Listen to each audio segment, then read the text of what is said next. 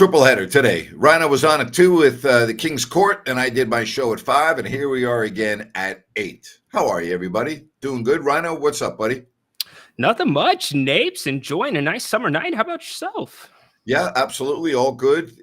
Just now is when the kind of the downtime of the year starts for me, right around the middle of July. We're not quite to the middle, but we're getting close until the start of football season. Things kind of slow down quite a bit, particularly after Summer League. But I think, with Devin Carter's injury, for me, from the Kings' perspective, it takes some of the oomph off Summer League because you always like to see your draft pick play. No doubt. And it's a part of the way the draft picks build their confidence too, Grant. You've said it for a long time. You're not always playing against NBA competition. So you get your legs under you get under a program, you get familiar with an assistant coach. So it's a disappointment he's not going to get that chance. The Athletic reporting the NBA's new media rights deal, $76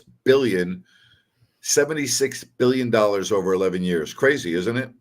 It's a lot of money. It's got to make you think expansion is not too far around the corner when you're making that type of money in the league. Yeah, I don't think there's any question that Seattle 100% and then Vegas. So I think that will occur. I don't understand the money. I don't understand it from a network's perspective. I don't think you can make money in that situation. There's going to be massive layoffs. I always talk about this when these deals come up. It soon to follow will be massive layoffs. A lot of people are going to lose their jobs. I read that they feel the annual salary, the top salaries in the NBA towards the back end of this deal will reach $80 to $100 million annually. It's incredible. It's unreal to think about that. Grant, it's almost, Adam Silver's talked about it a ton, transforming the media. They're going to have to go back to the drawing board on how it's delivered to the consumer. And we've talked about paywalls. Those are becoming more and more common. Amazon Prime hopping in. So you can bet big changes are coming that way as well. And TNT does not appear to be part of it. They will have, once the Board of Governors approves the term sheet, then the network TNT Turner will have 5 days to match. It is not believed that they will, which would mean that they would lose the NBA. And that's been a real staple of the NBA and TNT, and, of course, the great show. Charles Barkley a couple of weeks ago coming out and saying that regardless, next year will be his last year. So it looks like the end of an era for what I think has been the best sports show on TV inside the NBA with Ernie, Kenny, Shaq, and Charles. It's incredible TV. It absolutely is. You may not see another TV show like that again, Grant. A summary show like it traditionally. It's just a different time. Things are moving in a different way. They don't care about cancel culture. They don't care about woke. They don't care about being politically correct. It's so fresh and fresh. It's fresh. It's refreshing. You know what I mean? Like, you get it. It's new. It's different. Yes. I love it. It's great. I mean, how often is it that you look forward to hearing what somebody's going to say? And at some point during that show, they always surprise you with some type of fun. They never run out of fun and knowledge to match it. But anyway, $76 billion over 11 years. Hey, you know what? Good job by Adam Silver. That's what the owners want. And he's going to put a lot of money in the pockets of owners. But it's also, once again, going to put a lot of pressure on general managers on these huge contracts not to make mistakes, because the contracts in the NBA are guaranteed. They are. They're getting shorter and shorter, Grant. Outside of the few that are getting the super maxes because they've hit those things, all NBA and such. Even DeMar DeRozan's contract, Grant, he has bonuses figured in there, NBA Finals, All-Star, etc. But I think with player movement, you're going to see it moving that way. Just a matter of how high it goes, like you said. All right. So Summer League begins in 2 days in Las Vegas. Again, no Devin Carter. So it kind of takes the oomph out of it from Sacramento's perspective. But I do look for the Kings to add on to the roster here in the coming days and weeks. They've got a couple of roster spots, and it'll be interesting to see what they do. Interesting. I talked about this at 2 o'clock. Based on meaningless Summer League performances in Salt Lake City, Zach Edey, the Memphis Grizzlies, in the sportsbook world, is now a co-favorite along with Alex Sarr to win the Rookie of the Year. How about that? Yeah, and I'm sure that'll swing again after the first week of Summer League. Yes. They've got to find something to put at the top of their headlines on their betting websites because we all know how many of them there are these days. Well, if Zach Edey is in that department, Watch out. along with what else they have on Memphis, to me that puts Memphis right in the mix in the West. Oh, there's no doubt about it. He steps into a role with Steven Adams played beautifully there, and in some ways maybe gives you a little bit of an extension because some say he can shoot the ball decently if he gets that opportunity, but it stays physical in Memphis. That's Yep. something the Kings have struggled with. Yeah, with Jaren Jackson Jr., and then you have, the backcourt of Morant, Desmond Bane, you got Marcus Smart. I mean, that's a good-looking roster if they stay healthy. Yep, and you got Morant on fresh legs too. So Yeah. Jaren Jackson's still on his way up. It's a team to watch, certainly. Yeah. All right. If you want to get in on the program, you've got the link, you've got the QR code. You can give us a call and talk about whatever you want here on this Wednesday evening. As again, things will start to slow down a little bit now that we're through the meat and potatoes of free agency. But I do think the Kings are going to be making some moves and be interesting to see what Monte McNair can pull off. Yeah, I don't think there's going to be any rush to make the next move. I think there's a couple shoes that have to fall, specifically Brandon Ingram, Lauri Markkanen. I think you got to see what the market value is going to be for those two before you put yourself out there with a first-round pick, a couple of first-round picks to get another guy to fill this roster out. Yeah, I don't think there's any question that the Kings are going to be making some moves. And as you said, there are a couple of big dominoes that need to fall first. And we'll see. I have a feeling that Markkanen's going to be staying in Utah. I think any team that would sign him or trade for him, I should say, before August is a complete idiot. He is not due for an extension until August. So you are risking everything, not knowing where his head is at with free agency. Ingram, on the other hand, I think a lot of people felt that he would be part of a deal by now, and he still has not been part of a deal. Yeah, is that surprising to you, Grant? Yes, it is surprising, but he is looking for a hefty extension. And I think with his amount of time missed over his career with injuries, teams are very hesitant to go in that direction. Yeah, and I know his camp's pointing to how many games he played this year, but then you point to the rest of his career, as you pointed out, and it's not there. He has had not just injuries, but some worrisome injuries. Well, if the camp is bragging about the number of games he played this year, that just to me emphasizes about why he is such a risk, okay? And he is a risk, make no mistake about it. And you can say, well, Grant, all players are risk. Well, players with track records are a bigger risk than players without track records. I'm well aware that anyone can get hurt, but I wouldn't be bragging about a guy that played in only 64 games. All right. I mean, he wouldn't even have qualified for postseason awards. So, if they're bragging about him playing in 64 games, that tells you all you need to know. I would stay away from Brandon Ingram. The year before that, 45 games. All right. Then you had the COVID years, 55 and 61, but 62, 52, 59. I'm sorry. Those aren't numbers I'm investing a long-term deal in. They're just not. No. And look what happened in the playoffs when Zion went out. Brandon Ingram couldn't carry what they were doing offensively. And quite frankly, New Orleans wants to play physical. Brandon Ingram is not physical. I think if he stays in New Orleans, that's the best case scenario for the Pelicans. I think the Pelicans, they now have a different look in the backcourt with DeJounte Murray. You have, a talented center moving over to Washington.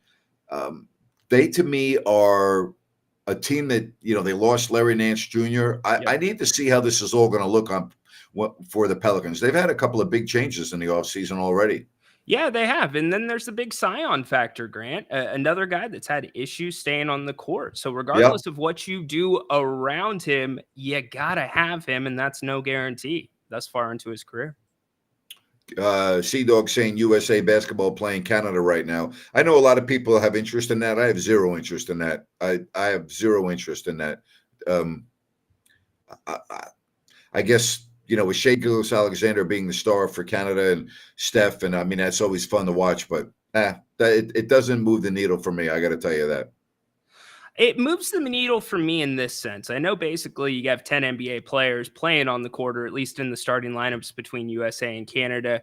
But I feel like the Olympics and what's coming up could be, if USA struggles, which by all accounts they shouldn't, could be an indictment on the way basketball is played right now in the NBA compared to how it's played internationally. Well, it's interesting you bring that up. We had a lengthy conversation on my 5 o'clock show. We spent probably 20 minutes talking about all of this.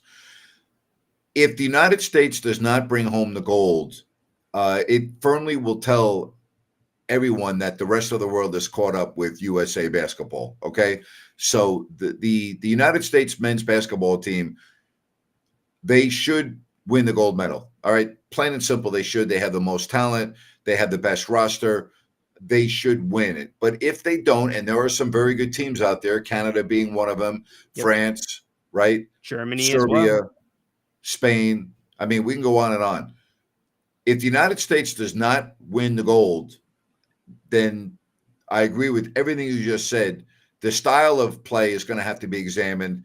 But I think we can then all admit that, you know what, the supremacy of U.S. basketball does not exist anymore. No, I mean, you're always going to say USA basketball is supreme in this factor. One-on-one isolation, best in the world. Look at the roster from the top down. Nobody can hang. Offensively, nobody can hang, but there's a second side of the court besides the offense, and that's where the defense comes into play. And traditionally, these international teams, Grant, they've been playing together from a young age. Yes. They've come up together. They have chemistry. Yep. So individually, they are not great basketball players on their own, but as a group, they are built properly as a team, whereas the United States, a lot of times you just have the best NBA players rolling the ball out there and trying to find some chemistry. Listen, we know what Australia has done in world basketball. Argentina won a gold medal with Manu Ginobili. We've seen what France has done. We've seen Serbia is always good. Spain, Canada. I mean, the rest of the world's basketball is very good right now. Yeah, and it's more fundamental. You just have to say it. It is. It is more fundamental than what is played in the NBA game. Now, you can make the argument, is it as good? Probably not, but there is still something to fundamentals. It's what the game was built on. Again, the United States should win the gold medal. Of All course. right. If they don't, then you got to examine a lot of things. You do. They've won 7 of 8, 4 in a row. This should be a no-brainer. This is Steph Curry's chance to get that medal. Talk about a guy that has been all class during his entire career. I want to see him get that gold medal finally. John chimes in. Canada also, Grant. John, Canada is the first country that I mentioned when I talked about this. So thank you very much. Jordy Fernandez. Last year, at the World Cup in the Philippines in Manila, the United States didn't even finish first, second, or third. No, not even on the podium. And it's one of those things that's an afterthought unless it's an Olympic year, usually. And so when you talk about looking back at how you relook at the USA program, if something were to go wrong, I think that's exactly where you start. You just Amen. They don't take it seriously. They don't care. Their players don't care. They don't want a part of it. And it turns me off. And it's turned me off so much that I'm not even watching U.S. basketball this summer because that turns me off. I'm sorry. You know what? That's not the way it should be, where the rest of the world takes it seriously every year and you only give a damn once every 4 years. I think it's arrogance. Exactly. I think all of that, and I think it hurts Team USA basketball. 100%. It's a sham program. That's what it comes off as. So speaking of USA programs, Greg Berhalter, I know we've had some soccer talk here, fired as the U.S. men's national coach. So that's making the rounds now as well. Yeah, I don't, again, that doesn't move the needle for me either. No. I think that, I don't know. I don't even know what else to say. I really don't. I mean, this country every 4 years, and I think there's so much emphasis with the World Cup coming to North America in 2 years. Yes. That it would be embarrassing for the United States not to get out of the group stage.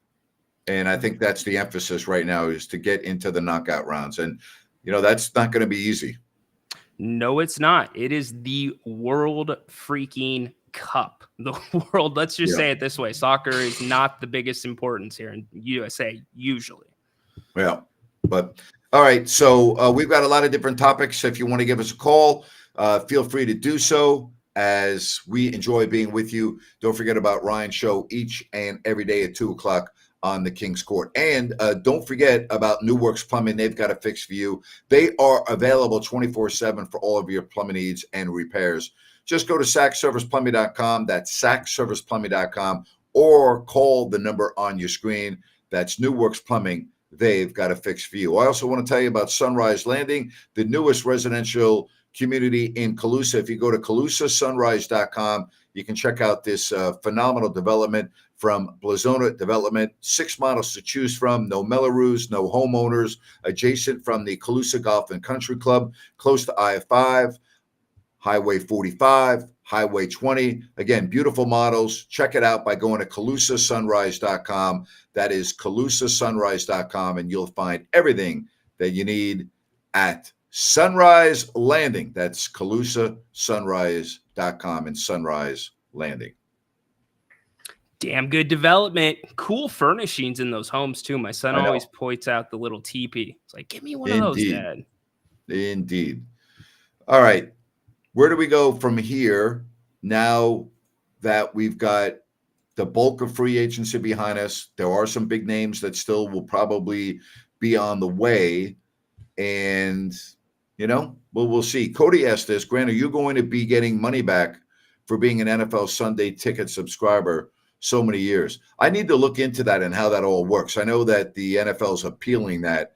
I got to see how I was always on the Sunday ticket ever since it came out. So I need to do a little research and find out how I'm eligible to get money for that. I don't know.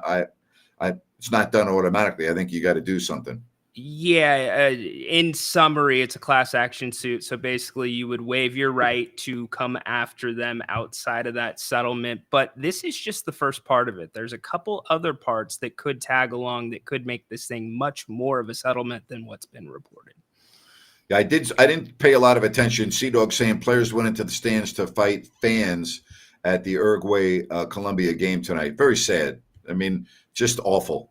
I didn't explore a lot into it. I saw something on social media and I was like, I didn't look any further into it. So, but see, isn't that the sad part? Oh, another one, right? It's kind of like that. Oh, we've got another incident. Fans, players. It's not good anytime you have players going into the stands. It's just not. I was at a hockey. This is unbelievable. I was at a game. I think it was December of '78. My brother and I were home from college, Christmas break, and my dad got tickets to the Rangers-Bruins game. And at the end of the game, several of the Boston Bruins players, you can Google it, and it's on YouTube, Terry O'Reilly, Stan Jonathan, McNabb, at Madison Square Garden, climbed over the glass with their skates on and went into the stands. 19,000 fans. I'll never forget this because I was standing on my seat. 19,000 fans in unison were chanting, "Boston sucks, Boston sucks." Yep. The mounted police had to be called in outside of Madison Square Garden because Ranger fans were trying to tip over the Boston Bruins bus. Holy moly. Yep. That Boston-New York rivalry was not just Red Sox, Yankees. It was Bruins, Rangers as well. You can look it up. You can go check out the video. Number 24, Terry O'Reilly, famous Boston Bruin, Jonathan, McNabb, all climbed. First of all, to visualize a player climbing over the glass with their skates on. And by the way, that is unbelievably dangerous because the skates are like razor blades. Mm-hmm. All right. Went into the stands to go after the fans at Madison Square Garden. Pretty crazy, a little impressive that they could do that with skates on in full hockey pads, but the mindset, 2 players going after 19,000, unreal. What was your dad's reaction to that? How did your dad coach that up? Our whole reaction was, it was to our right. We were sitting kind of to the left on the side of the goal, 2/3 of the way up, and the Bruins players went over the glass to our right at the other goal. And all I remember was everyone chanting Boston sucks as this whole thing was going on. What an experience. Grant, you experienced just about a little bit of everything in Yeah, sports growing up. I definitely did. I definitely did. That was one hell of a game. I'll never forget that. That was tremendous. I used to love. That was my favorite thing to do, was going to the Ranger games. Those were great memories, going to Madison Square Garden to watch those hockey games. I got to tell you, that was incredible. I'll never forget that. I believe it was either December of 78 or December of 79. I want to say 79, but you can Google it. When MSG's your home arena, was it lost on you how special that place is? It's a great question. It's a great question. It's hard. That's hard for me to answer right now. I'm trying to reflect back. It was always very special every time I went to a sporting event, whether it was Yankee Stadium or Madison Square Garden or Shea Stadium. I don't know if I truly appreciated how special those venues actually were at that age. I'm not talking about college. In college, I realized how special Madison Square Garden was. I'm talking about as a grade schooler going to all those. I don't think that would have dawned on me. And yet still it was that place for you as unreal. Very, very cool. Get involved on the phones. We want to talk about whatever comes to your mind. In fact, let's bring Dash in on the conversation. Welcome, Dash. Hey guys, how's it going? How are you? Good, man. Let me ask this: the big splash DeRozan trade. Um, we First of all, I want to know your opinion. Does it make us a better team than what we were last year? Considering, look at what Oklahoma has done with the trades they have made. Caruso, Hartenstein. What an incredible trade! I think they've had by far one of the best off seasons I think in the league. Free agent And for Hartenstein. Well, the Kings aren't in the same category as the Oklahoma City Thunder. That's my opinion. But do I think the Kings are a better team now than they were last weekend? Yes, I do. I agree, but a lot of what I've been hearing is the spacing situation, right? Because DeRozan needs the ball in his hand from Yep. what we've seen. Yep. Of course, we know we run our offense through Sabonis, And he's not a good defensive player either. right? So we haven't addressed those issues yet. But let's say we get over the hump, we win the playoff series, which is what we've been craving for, over a decade now. Where do we stand in the West? Because the West is only getting tougher and tougher. Well, you got to make the playoffs to win a playoff series. So that's the first thing they need to do, is to get into the playoffs, something they did not do last year. If this team with this roster as it stands right now, plus Ryan and me, we've talked about this, they're going to add on to it. It would be a colossal failure not to make the playoffs this coming season after getting DeMar DeRozan, assuming that you have relatively decent health.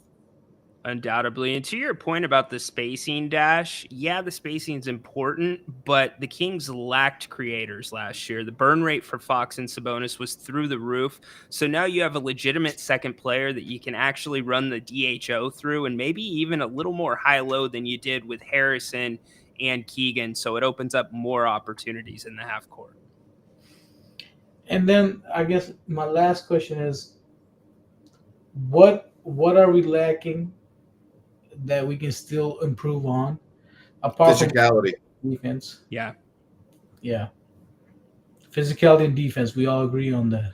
And I tell you, now that you don't have Davion Mitchell, and we don't know about how long Devin Carter is going to be out, but they were really counting on him to fill in that role that Mitchell played. And, again, until he has the surgery and we get a prognosis, I'm not going to put a timetable, but, you're also missing that aspect as of right now.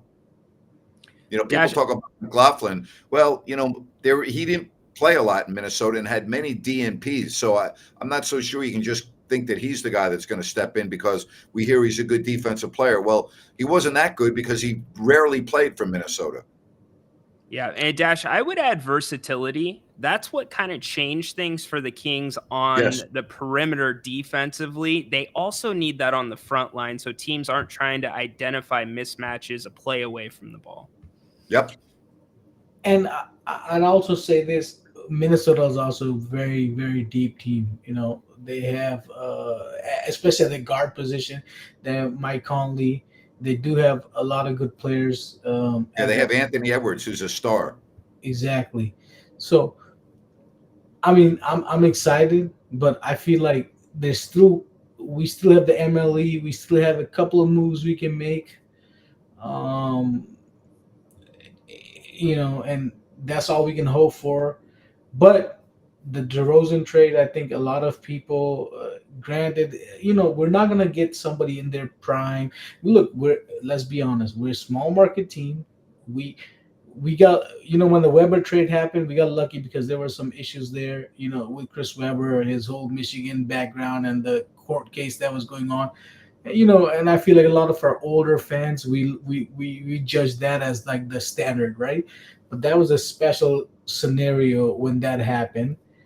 But I think the fact that we still kept Keegan, we still kept our young core together, kept Herder, we re-signed Monk.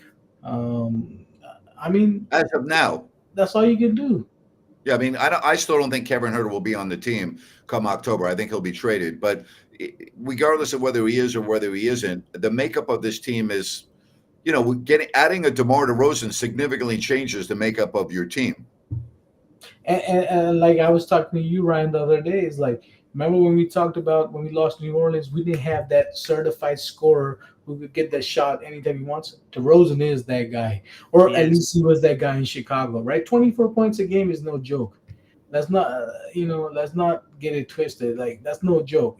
Mid-range God is, there's not a lot of. It's like one of the last guards. A lot of people, we're moving on from the mid-range game now with the Steph Curry culture that has been created, but the man can get a shot anywhere from elbow in any situation, and yeah, I think it's a good addition. I'm excited about this trade.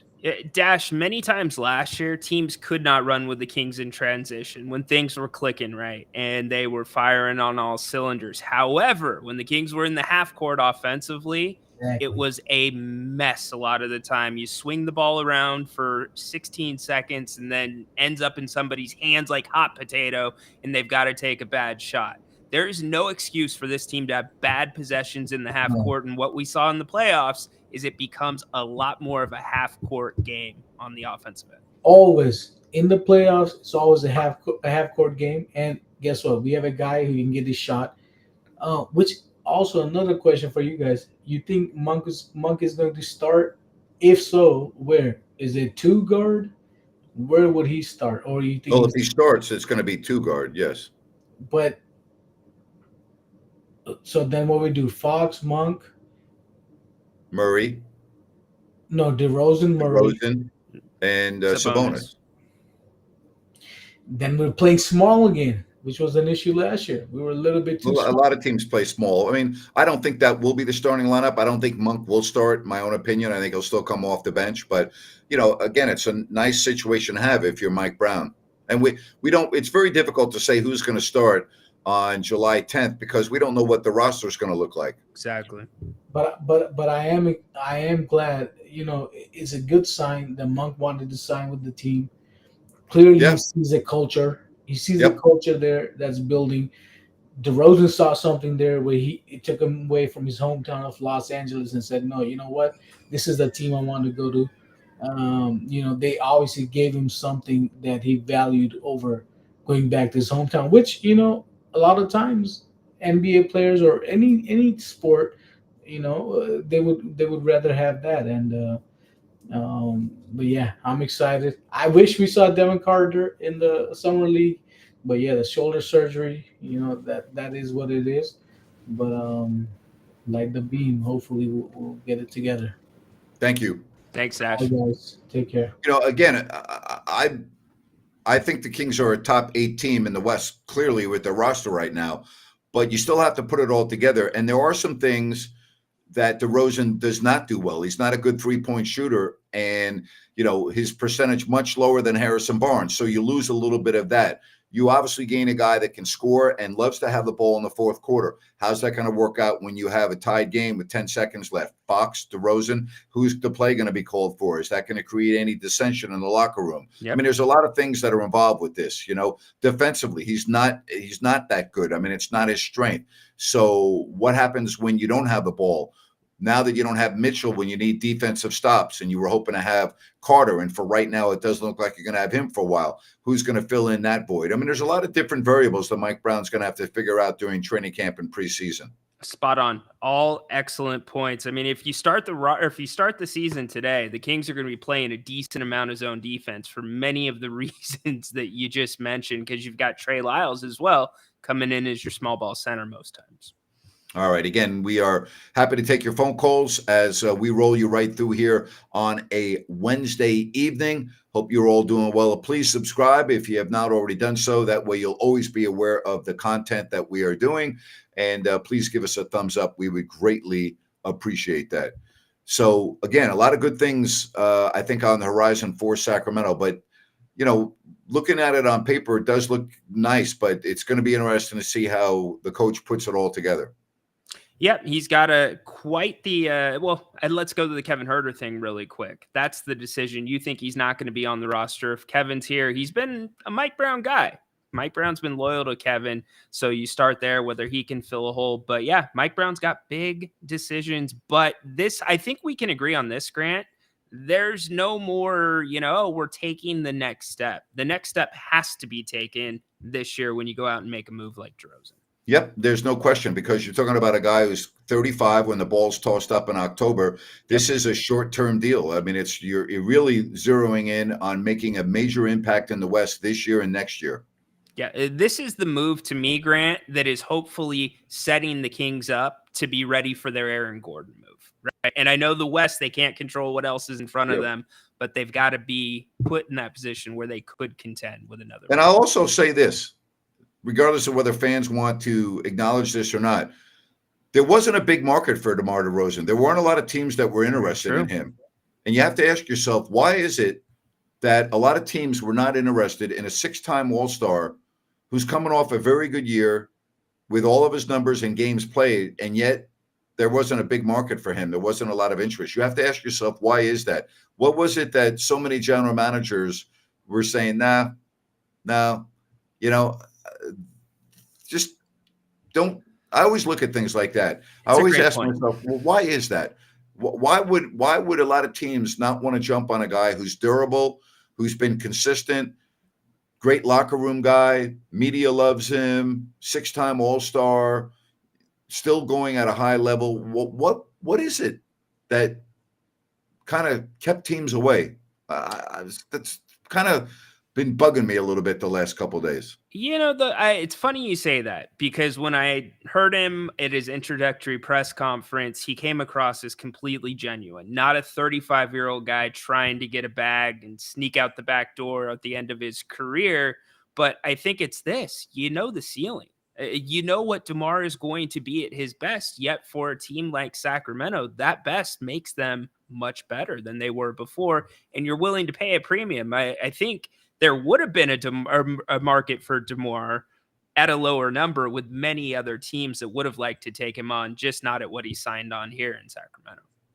We'll see. Again, there are this on the surface, to me, looks like the Kings became a better basketball team. Okay. No doubt. Yes. No doubt about it. If you look at the other moves available, this was probably the best fit for them when you look at what Monty McNair looks for, Grant. And one of those things is liquidity, being able to move if things aren't working out. Now, the one thing the Kings, they did not become better defensively, and we must acknowledge that. And Mike Brown preached that, and we saw the identity of this team change quite a bit when they had all the injuries to their 3-point shooters towards the second half of the season. And they became a better defensive team. This is not what, DeRozan is about. You're not going to become a better defensive team with him on the floor. You're just not.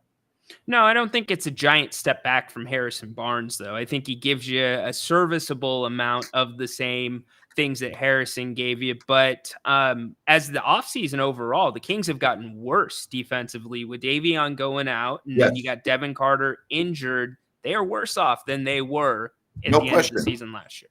That's correct. As the roster stands right now, that could change, but right now you're 100% correct. It's not as good as it was when we last saw this team in April. Nope. But, we've seen different iterations. We'll see. And then, like you said, Mike Brown, he's got his work cut out for him. So, again, we all thought the Kings had to roll the dice, right? We all agreed on that you couldn't stay stagnant, that you couldn't just stay status quo, that you were going to have the same result. So guess what? They went out, made a splash, and I'm happy for that. They're trying, they're rolling the dice. I have no issues with what they did. Not at all. And the way it was done, De'Aaron Fox, super excited, a part of bringing DeMar in as well. So I think the leadership role too. DeMar seems like a guy, and I know HB was excellent in the locker room, but DeMar just seems like a natural leader that seems like he can bring something more, different look, not anything better, just different that this team may need leadership-wise. Well, I got to be honest. I was very, very jealous when Rhino sent me a picture of a great meal at Bennett's and said, the only thing missing, Napes, is you here. And I'm like, oh, yeah, you know what? Thank you for that.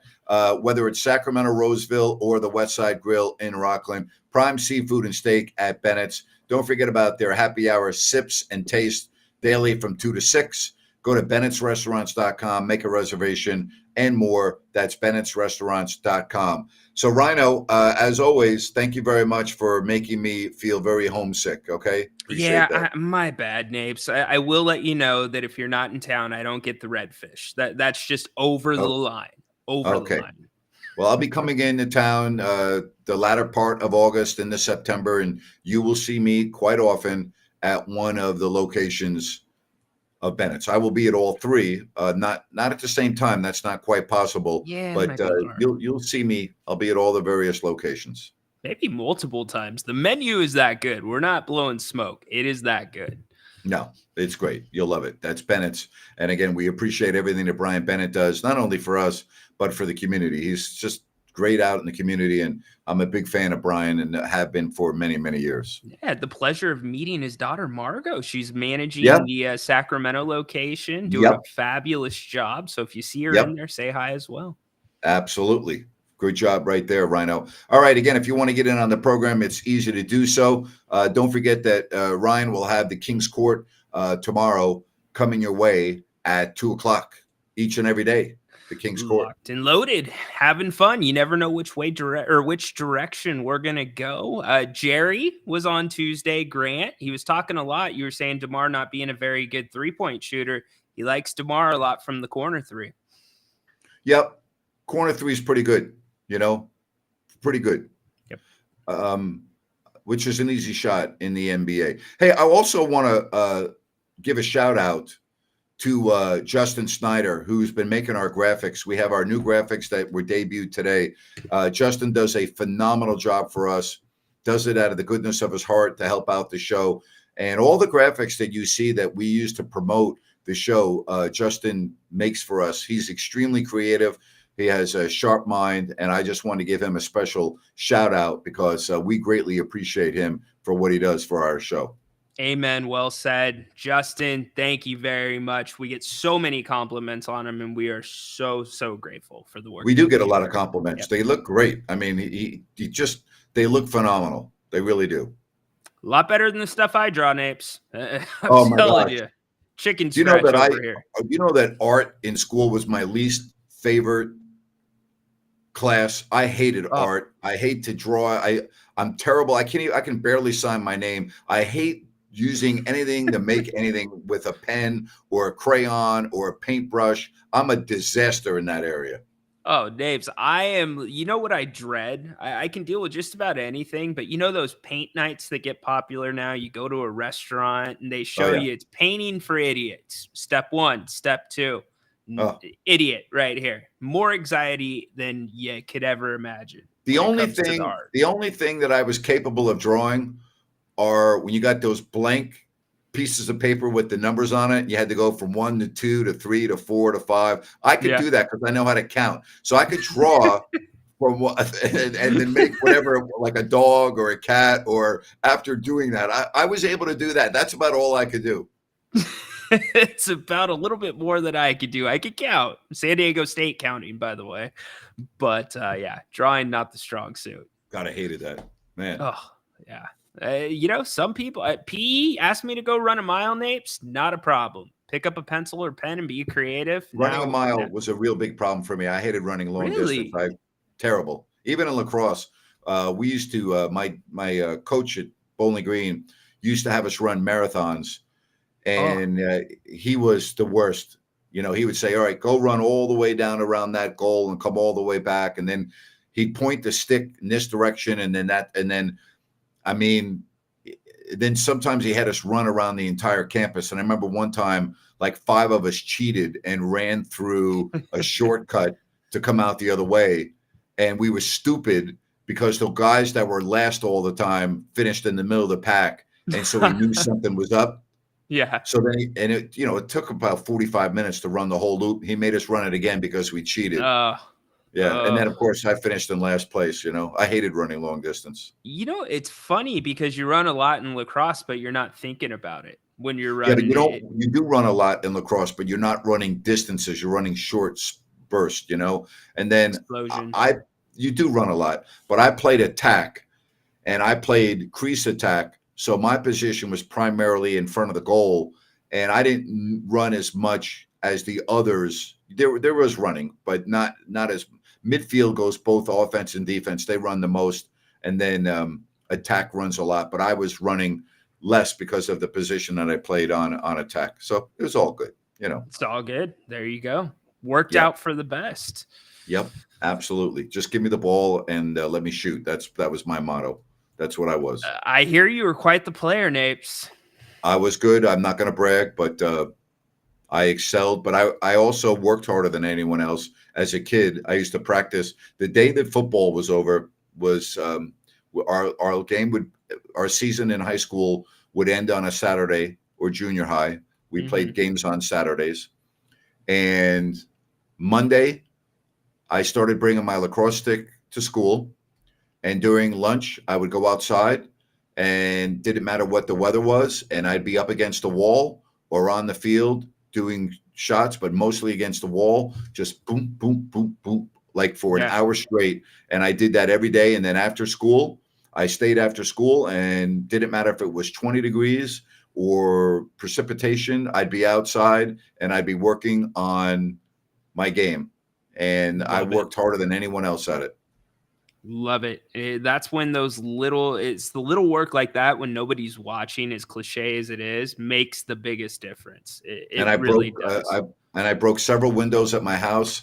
We had a brick wall over the fireplace with uneven bricks, and I would try to, do quick sticks and practice over and over. And sometimes the ball would hit a corner of the brick and go awry, and Mom, here my dad's coming home from work from the city, and I got another broken window. Oh my God. So yeah. Oh my gosh. I was out for a walk the other day. And so my thing growing up is the kids that weren't real into basketball, they didn't mind rebounding for me. And the ice cream man always came around. So I'm buying a round of ice cream if you're rebounding for me growing up.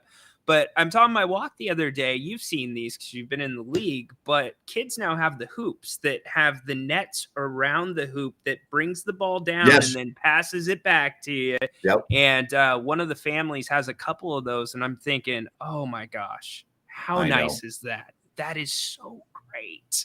Because we used to do the same thing, throw the ball against the wall, get people to rebound. But the advancements, I wouldn't change it though. I like the old style. I played in lacrosse as a kid. I started off playing defense. Then I played goalie, and I was actually a goalie on my junior high team in 7th and 8th grade. And I scored several goals from being a goalie, carrying the ball all the way down the field and going the full and scoring. And I had to make a decision before I went into ninth grade, I had whether I wanted to play goalie or whether I wanted to play attack. And I decided to play attack because I had extremely good stick work. And I just thought I'd be better off doing that. And I'll never forget, I went to a lacrosse camp. I'll never forget this. In ninth grade, which was just for all high schoolers. They were all mostly juniors and seniors. Mm-hmm. And it was at Hofstra University on Long Island. And I'll never forget when at the end of the first night of camp, we did a scrimmage. And the guy that was guarding me was the senior crease defenseman of my high school at Syosset. Where did I go to high school? Syosset. What was it? Okay, right. Syosset. There you go. Yeah. And I'll never forget his name. His nickname was Dutch. Yes. And he was huge. And the defensemen have the long stick, and I'm sitting there and they have a longer stick. Okay. And he goes, Napes. He goes, relax. He goes, I'm not going to kill you. Just worry about getting better. Don't worry about it. I'm not going to go hard on you. I don't want you to. And I was just like, that was like music to my ears because he could tell I was nervous. I'm like, oh my God, I'm going against the best defenseman in Dutch. And he said to me, Napes, relax. I'm not going to kill you. I'll let you just get some work in. I thought that was very cool. Classy indeed. Going up against and I love how you talked about transferring from football season to lacrosse season because that's what we always did too. The night that section championships for football was over, you are in basketball the next day. And I think we had this conversation not too long ago about athletes these days specializing in just one sport, one position. Yep. But growing up playing with the older guys makes a world of difference. And a lot depends on what area of the country you grow up in, because there are factions around the country of, like, for instance, if you're growing up in Texas, okay, you're playing high school football, right? I mean, or Florida, or where I grew up on Long Island, my dad played lacrosse in college, which was highly unusual. So he got my brother and me into lacrosse at an early age. And I had a lacrosse stick when I was 8 years old that nobody had a lacrosse stick. And a lot of the kids honestly didn't even know what it was. Yeah. And I really mean that. And then lacrosse became a real hotbed on Long Island. As a matter of fact, I would say that in high school, we probably had as many people watching our lacrosse games almost as our high school football games. Wow. Well, it's an East Coast sport, isn't it? That's right. It's mostly East Coast. Yeah. But I got an advantage because my dad introduced us to the game before it really exploded on Long Island. And it did. And I had advanced stick work because I had been playing already for a year or two. And that was probably one of the reasons why I was so good, because I started playing earlier. I remember bringing my lacrosse stick to Split Rock School, me and Chris Russo. All right. Uh-oh. And I remember my teacher didn't even know what it was. It was back then we had the wooden lacrosse stick. Shows you how old I am. The whole thing was one piece of wood. And the teacher thought I was going to use it to hit somebody because it was a weapon. And he was like, you can't have that in here. I go, what do you mean I can't have that in here? I put it in the back room where the closet was. He goes, nah, you can't have that in here. I'm like, it's a lacrosse stick. He's like, what? And I had to explain it to him and then find. But seriously, I mean, I believe it. I totally believe it. That would have, up until 15, 20 years ago here on the West Coast, probably would have been the same thing. Because lacrosse, I know you said it's more, there's some programs now here in Sacramento, but growing up, I never saw it. And I played a lot of sports. We used to play, I was on the all-star team in my junior and senior year of high school.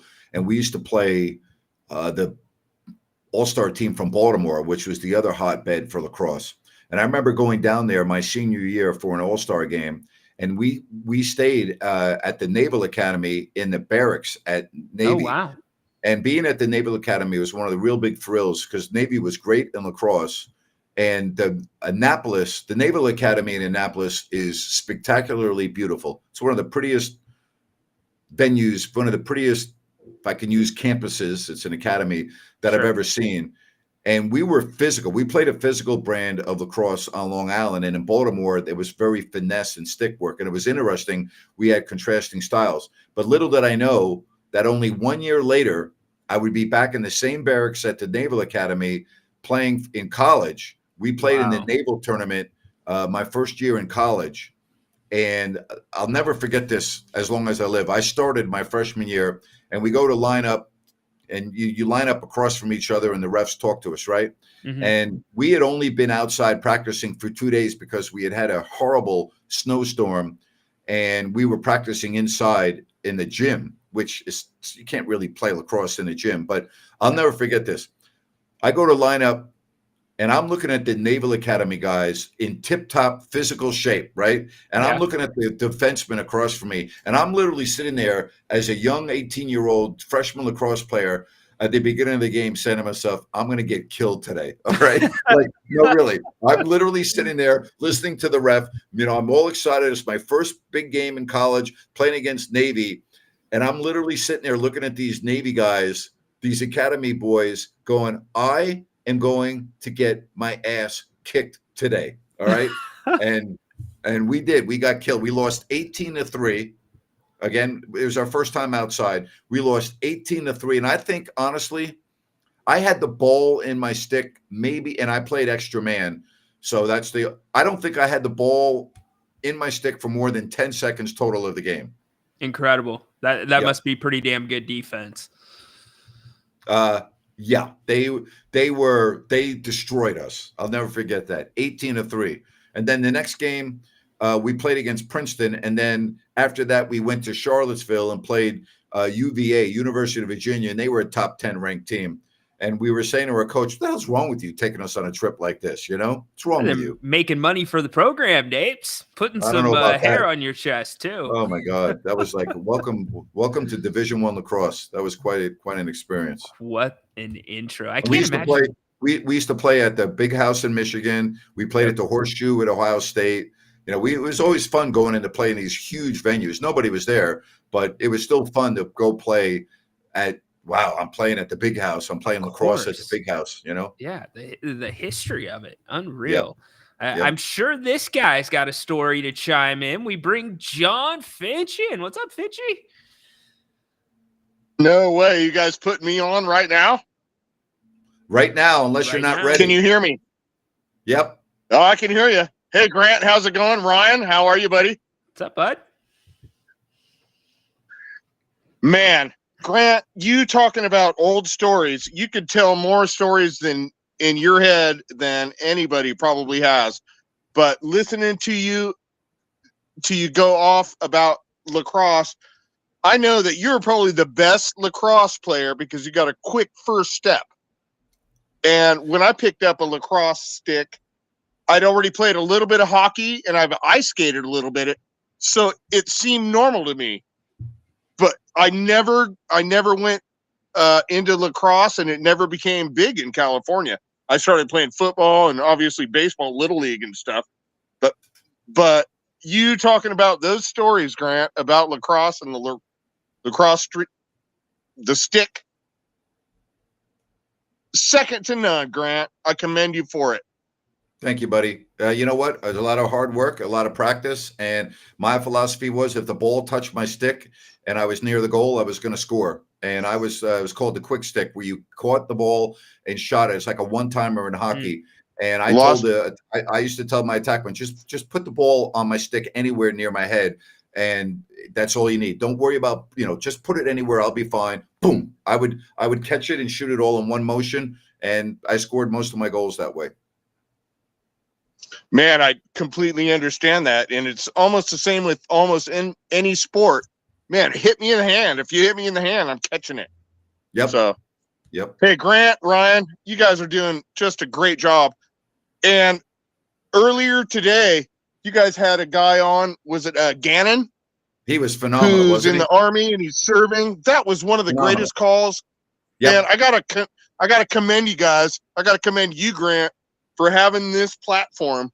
And I'm just a dude who just likes sports and stuff. But man, you're doing such a great job. And after everything that has happened to you, Grant, for you to keep it up, just keep it up, man. Thank you, keep buddy. it up. You Appreciate were you. Hey, you should be a Hall of Famer, Grant. You're a Hall of I don't Famer. know about that. But And all the bullshit that happened to you may have taken that away, but I think it's still going to give it back to you.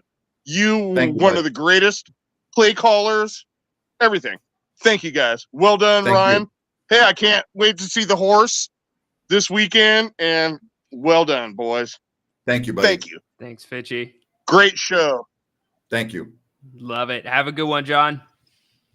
Thank you. Yep, indeed. So, I just think that's the recipe for success. You're working your ass off to learn this business. Amen. You're putting Yeah. a lot of time in. You put a lot of money into it. You put a lot of effort. You've reached out to a lot of people. You've gone to lunch with a lot of people. You've, fostered relationships with people in the business. I mean, it really doesn't matter what you do. If you want to excel at something, you got to work at it. Like even Michael Jordan, people go, gee, he was the best of all time. Yeah, well, he also worked harder than anyone else. Yeah, and when you're doing something you love, you Yes. genuinely love, and you're having Yep. fun, it's not work. It's the cliche thing to say, but you can't Yep. wait for me, Napes, to crack this mic open and give it another shot, work on something else. And obviously, you are a big part of that. So thank you very much. But no problem. I'm happy to do it, and I like to see people excel. But I like to see people excel who work at it. Like that. That means a lot to me, and I love people that pay their dues and earn their way to a spot. I don't like it when people are given handouts. I'm not a handout guy. I've never been a handout guy.